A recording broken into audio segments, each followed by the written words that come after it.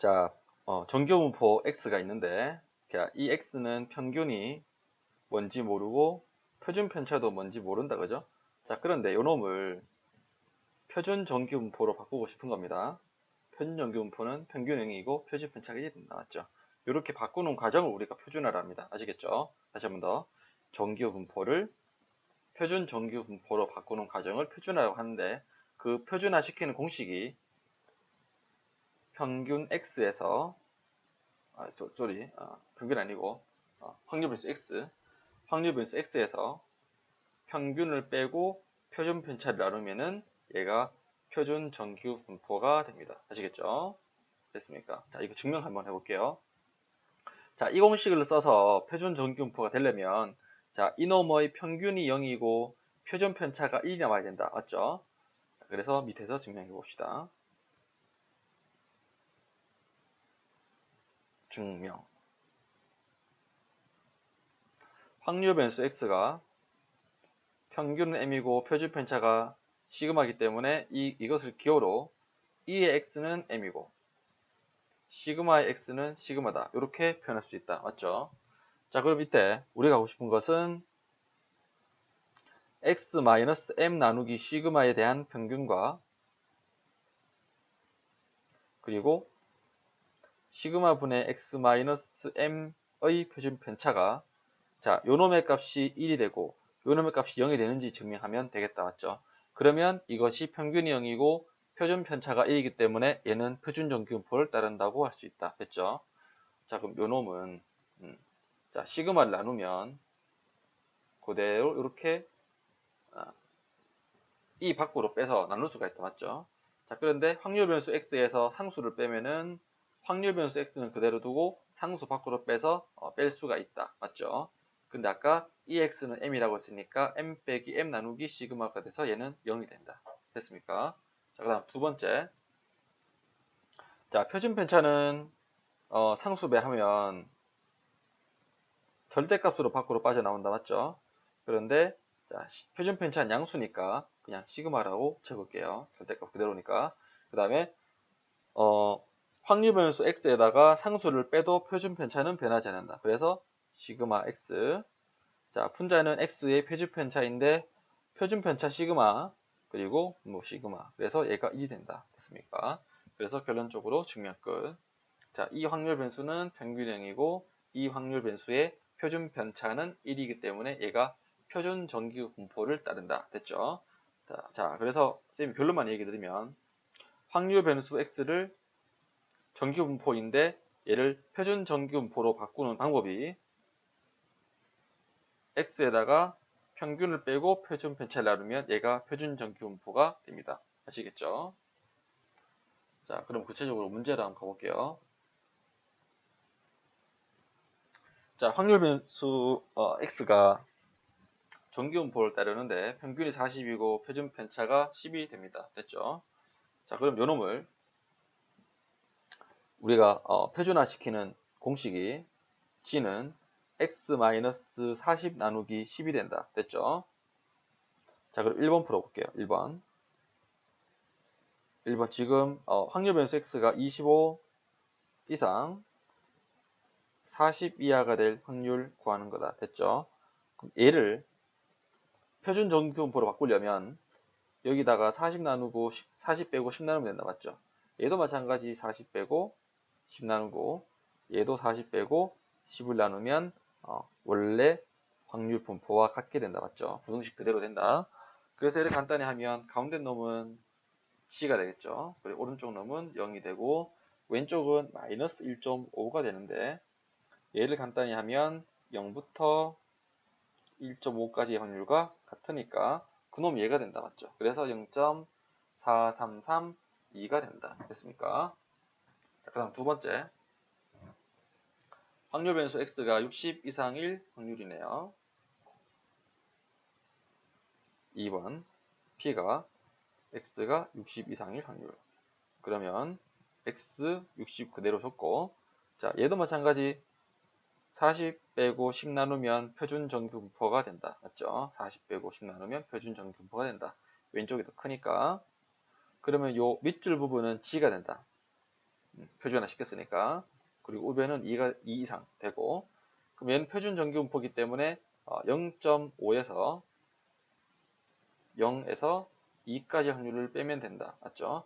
그럼 얘는 0.5 마이너스 0부터 2까지가 될 확률은 위에서 구해보면 여기 0.4772가 있다. 맞죠?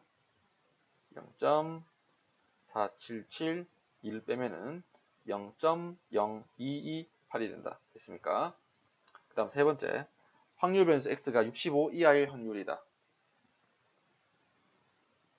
확률 변수 x가 65 이하일 확률이다. 마찬가지로 얘도 마찬가지 표준 정규분포로 바꾸자. 자, 저건 p가 아니고 x가 65 이하다. 자, 그럼 얘를 표준 정규로 바꾸려면 평균 빼고 표준 편차 나누고, 얘도 마찬가지 평균 빼고 표준 편차 나누고, 그렇게 하면 왼쪽은 g가 되고 우변은 10분의 15니까 1.5가 되겠다. 맞죠? 자, 그럼 이 확률은 0.5 더하기 0부터 1.5 이하가 될 확률인데, 0.5 더하기 0부터 1.5가 될 확률은 위로 가면 0.433이네요. 0.4332. 그래서 0.4332가 되니까 두 개 더하면 0.9332가 됩니다. 됐습니까? 얘가 정답. 그 다음 필수 10번. 확률 변수 x가 정규분포를 따를 때 오른쪽 표준 정규분포를 이용하여 x가 k 이상일 확률이 0.0013을 만족시키는 상수 k값 구하여라라고 했다. 맞죠? 자, 봅시다. 자, 얘도 마찬가지. 표준 정규분포로 바꾸기 위해서 x와 k가 있는데 평균이 50이니까 50 빼고 5 나누면 되겠다. 맞죠? 얘도 마찬가지. 50 빼고 5를 나누면 그러니까 뭐가 되죠? g가 5분의 k-50 이상이 된다. 맞죠? 근데 얘가 0.0013이 된다고 했다. 맞죠? 문제에서. 그림 그려볼까요? 자, 표준 정규분포를 따르기 때문에 얘는 가운데 0에 대한 대칭이 되고요. 자, 근데 이제 0의 왼쪽인가 오른쪽인가 따라서 문제 푸는 방법이 조금씩 달라진다. 맞죠? 그래서 얘가 양수인지 우수인지 한번 볼게요. 자, 밑줄 이상일 확률이 0.0013인데, 자, 이걸 우리가 이 위로 일단 별표라고 할게요. 별표가 만약에 여기 있다면 별표 이상이 될 확률은 요만큼이기 때문에 어떻게 되죠? 0.5보다 작다. 맞죠? 왜냐하면 0 오른쪽이 0.5니까 그럼 얘는 0.5보다 작겠다. 그죠? 근데 만약에 이 왼쪽에 별표가 있었다면 이거 이상이 될 확률은 0.5보다 크겠죠. 왜냐하면 이 부분하고 이거 오른쪽 전부 다니까. 자, 그런데 여기선 이 확률이 0.5보다 작다. 맞죠? 그래서 이 부분이 0.0013이 되면서 이 값이 5분의 k-50이 된다. 맞죠? 그러면 우리가 구하는 대부분의 표준 정규 분포는 0부터 어디까지의 확률만 구할 수 있겠다. 됐죠? 그래서 0부터 요놈까지의 확률은 요거 두 개 더하면 0.5니까 얘는 0.4987이라는 사실을 알 수 있다. 맞죠? 그래서 0부터 5분의 k-50이 될 확률이 0.4987인데, 그럼 0.4987이 되려면 여기 있네요. 0부터 3까지 남았죠. 그래서 얘가 3이 되네. 맞죠? 얘가 3이 돼야 된다. 그러면 5분의 k-50이 3이니까 정답 k값은 65가 됩니다. 됐습니까? 자, 그 다음 문제. 자, 문제부터 읽어봅시다.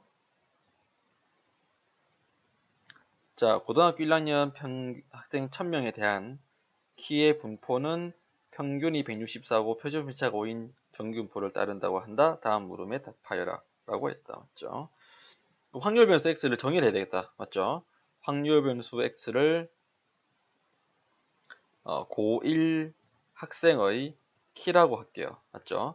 그러면 확률 변수 x는 문제에서 정규분포를 따르는데 평균이 164이고, 맞죠?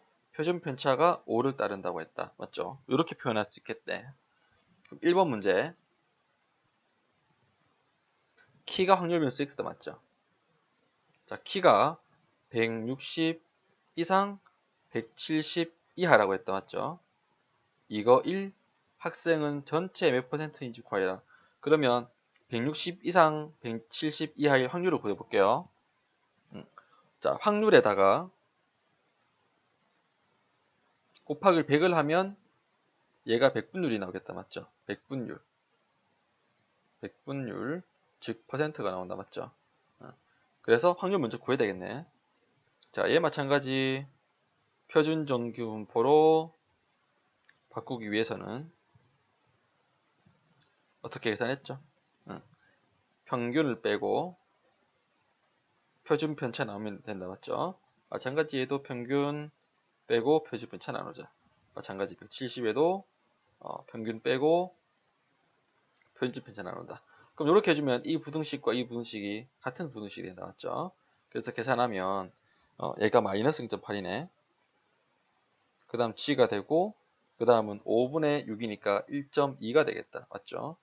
자, 얘를 바로 조금 빨리 간단히 하면 p 0부터 0.8이 될 확률 더하기 0부터 1.2가 될 확률인데, 그럼 0부터 0.8 사이가 될 확률은 문제에서 주어졌죠. 2.8881 0.2881 더하기 0부터 1.2 사이의 확률은 여기 있다. 맞죠? 0.3849 0.3849. 그럼 얘는 자 2881 두 개 서로 더하면 0. 뭐가 되죠? 5니까 6, 7, 3, 0이 된다. 맞죠? 그래서 정답은 퍼센트로 물어보니까 여기다가 100을 곱하면 퍼센트가 되겠다. 맞죠? 그래서 정답은 67.3%가 된다. 됐습니까? 자, 이게 1번입니다. 그 다음 2번. 자, 키가 170 이상인 학생은 약 몇 명인지 구하여라 라고 했는데, 자, 제일 먼저 확률 변수 x를 키로 잡았으니까 키가 170 이상일 확률 먼저 구해볼까요? 확률 먼저. 자, 확률을 구하면 얘는 x 마이너스 평균 나누기 표준 편차. 얘도 170에서 평균 빼고 표준 편차 나누면 얘가 g가 되고, 우변은 6 나누기 5니까 1.2가 된다. 맞죠? 1.2. 즉 얘는 0.5 마이너스 0부터 1.2니까 0.3849가 되는데, 간단히 하면 0.11 뭐가 됩니까? 51이 되겠죠. 맞죠? 1151이 된다. 자, 그러면 키가 170 이상일 확률이 0.1151인데 지금 확률이 아니고 몇 명인가 물어봤다. 맞죠? 전체가 1000명이니까 전체가 1000명이기 때문에 학생 수에다가 확률 곱하면 구체적인 학생 수가 나오겠다. 맞죠? 그래서 115.1이기 때문에 정답 대략 115명이 된다는 것을 알 수 있다. 됐습니까? 크게 어려운 문제 아니죠? 그 다음 12번입니다. 이번엔 최저 점수 구하기. 자, 문제. 1000점 만점인 어느 회사 입사 시험에서 지원자 200명의 득점 분포는 평균이 450이고 표준 편차가 75인 정분포 따른다. 즉, 확률 변수 x를 정의를 해야 되겠죠. 지원자 2000명의 득점 분포니까 점수가 되겠다. 맞죠? 그러면 이 확률 변수 x는 뭘 따르죠? 문제에서 정규 분포를 따르는데 평균이 450이고 표준 편차가 75라고 했습니다. 맞죠? 자, 그러면 합격자가 520명이면 합격 최저 점수를 구하여라 라고 했는데, 그러면 우리가 가정하기를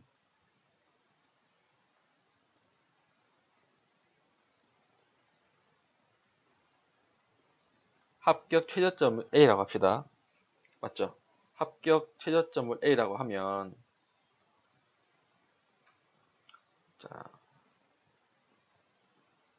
확률 변수 X에서 이 전체 확률은 1이다. 맞죠? 확률은 1인데 학생 수는 몇 명일까? 2000명이죠. 맞죠?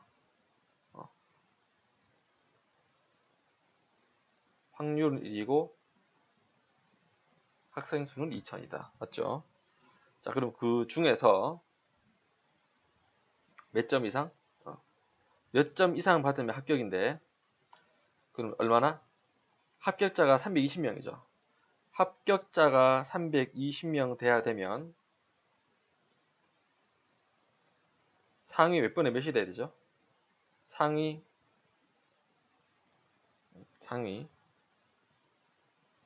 2000분의 320이 돼야 된다. 맞죠? 그럼 얘를 간단히 하면 얼마?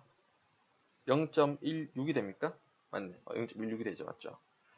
그러면 전체에서 0.16의 비율만이 합격이 되는데, 그럼 평균이 지금 450이라 했는데 대충 이쯤 있으면 이 점수 합격 최저점 이상인 학생의 비율이 0.16이라는 걸 알 수 있다. 맞죠? 0.16. 그래서 얘를 고치면 어떻게? P 점수가 A점 이상일 확률이 0.16이 된다는 사실을 알 수가 있다. 맞죠? 됐습니까? 여기서 A 값 구하면 합격 최저 점수죠. 지금 평균이 450이고 표준 편차가 75니까 자, 표준화 시켜봅시다. x-450 나누기 75, 다음 a-450 나누기 75가 0.16인데 그럼 얘는 p의 g 75분의 a-450이 0.16이다. 맞죠? 얘를 표준 정규 분포를 이용해서 한번 정해 봅시다. 0인데 그러면 누구 이상일 확률이 0.16이면 오른쪽이겠죠. 오른쪽에 별표가 있어야 요거 이상일 확률이 0.16인데 그럼 이때는 얘는 0.34가 되겠죠. 왜냐하면 표준 정규 분포의 확률은 항상 0부터 시작이니까 0부터로 바꾸자. 그래서 요 놈을 다시 바꿔주면 0부터 별표, 즉 이놈이죠. 75분의 a-450 이하일 확률은 0.34죠. 맞죠? 유놈이니까 0.34다. 0.34인데 0부터 누구까지가 0.34 될지 위에서 볼게요. 0부터 1까지가 0.34죠. 그래서 이놈이 1이 된다는 걸 알 수 있다. 맞죠? 그래서 75분의 a-450이 1이니까 정답. 이 문제에서 요구하는 a 값은 450 더하기 75니까 525가 된다. 맞죠?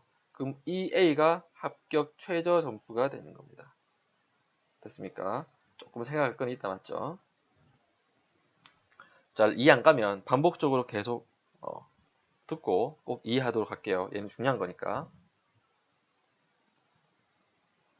자, 그 다음 마지막입니다. 자, 마지막 내용은 점수의 상대적 비교인데요. 자, 문제 봅시다. 자, 국어 과목이 있고 영어 과목이 있고 수학 과목이 있는데 자, 국어는 65점, 영어는 82점, 수학이 75점인데 그런데 문제 난이도 따라서 82점이 잘한 걸 수도 있고 못한 걸 수도 있다. 맞죠? 자, 지금 문제를 한번 보시면 영어 점수가 제일 높긴 하지만 평균도 제일 높으니까 그만큼 쉬웠다는 의미이기 때문에 영어가 82점이지만 아주 잘했다고 말하기가 조금 애매하다. 맞죠? 그래서 세 개를 서로 비교했을 때 실제로 제일 성적이 좋은 과목이 되려면 이렇게 생각할게요. 나보다 A군이죠. 그죠? A군 상대적으로 성적이 좋으려면 A군의 점수보다 높은 점수의 학생 비율이 작다라고 생각하면 되겠죠. 그래서 A군의 점수가 있다면 그 학생 점수보다 더 높은 점수 학생이 적으면 적을수록 A군이 잘한 거다, 맞죠? 이렇게 비교하면 됩니다. 그래서 우리가 국어를 확률 변수 X라 하고 X1이라 할게요. 그리고 영어를 확률 변수 X2, 그리고 수학을 확률 변수 X3라 한다면 X1은 정규분포를 따르는데 평균이 50이고 표준 편차가 13이 된다. 맞죠? 그 다음 X2도 마찬가지. 정규분포를 따르는데 평균은 64고 표준 편차는 17이 된다. 맞죠? 자, X3 마찬가지. 평균은 62이고 표준 편차가 14가 된다. 됐습니까? 자, 계속해 봅시다. 자, 그러면 A군 점수보다 높은 학생 점수의 비율을 알아볼게요. 그래서 첫 번째 우리가 알아볼 것은 A군의 국어 성적이 지금 몇 점입니까? A군의 국어 성적 65점인데 그러면 국어 성적이 65점 이상인 학생의 비율을 알아볼까요? 그래야 이게 A군보다 잘한 학생의 비율이 되겠죠. 맞죠? 그럼 이거 얼마큼 있는가 알아보자는 겁니다. 아시겠죠? 요놈은 자, 표준화 시키면 뭐가 되죠? 얘는 바로 G가 되고 자, 65는 65에서 평균 빼고 표준 편차 나누면 된다. 맞죠? 물론 X1이니까 X1에 대한 평균과 표준 편차를 나누는 겁니다. 됐죠? 자, 그렇게 하면 얘는 뭡니까? B의 G 누구 이상? 13분의 15 이상이 됩니다. 됐습니까? 13분의 15. 자, 그 다음 두 번째는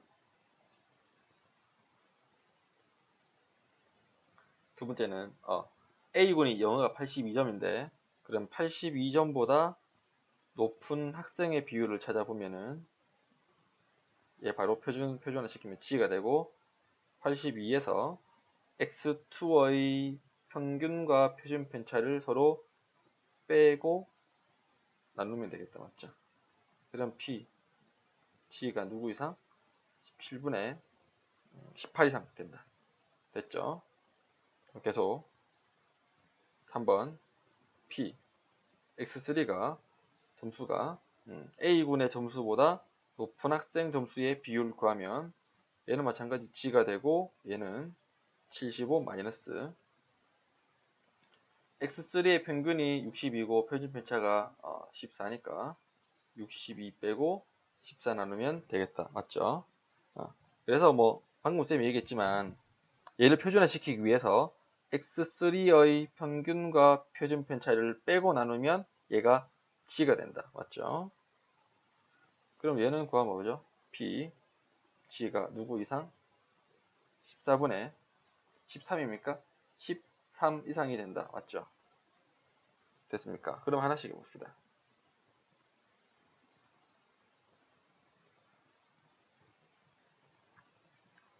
자, 지금 표준 정규 부치로 바꿨는데 13분의 15는 어디쯤 있죠? 얘가 0이면 13분의 15는 이쯤 있다 할까요? 13분의 15. 그럼 얘는 1보다 크다 맞죠? 근데 자 3번 같은 경우에는 14분의 13 이상인데 14분의 13은 1보다 작으니까 이쯤 있다고 할까요? 그럼 14분의 13이 됩니다. 맞죠? 얘가 3번이고요.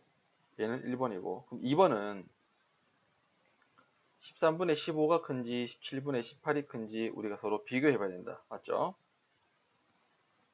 자, 선생님 방금 계산해 보니까 15분의 13은 1.155 걔가 여기 있다. 맞죠?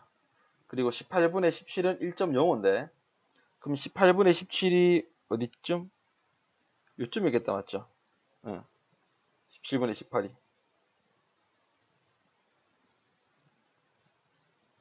그래서 여기서부터 오른쪽 부분 하면 되겠다. 그죠? 그럼 제일 작은 건 누구죠? 제일 작은 거는 얘가 제일 작다. 맞죠? 응. 얘가 누구죠? 요 놈이죠. 자, 요 놈의 비율이 요 셋 중에 제일 작다. 맞죠? 그럼 얘의 비율이 제일 작으니까 얘를 제일 잘한 거겠네? 맞죠?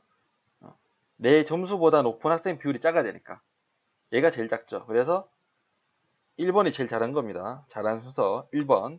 그 다음 누구? 17분의 18이 작다 맞죠? 17분의 18 이상의 확률은 2번이니까 그 다음 잘한 게 2번이고 그 다음 제일 못한 게 3번 과목이 되겠다 맞죠? 그래서 1, 2, 3 과목으로 순서로 잘한 것이다. 아시겠죠? 얘가 제일 잘하고 그 다음 얘가 그 다음 얘가 이렇게 되는 겁니다. 됐죠? 즉 내 점수가 여기에 있다면 나보다 더 잘한 학생의 비율이 얘가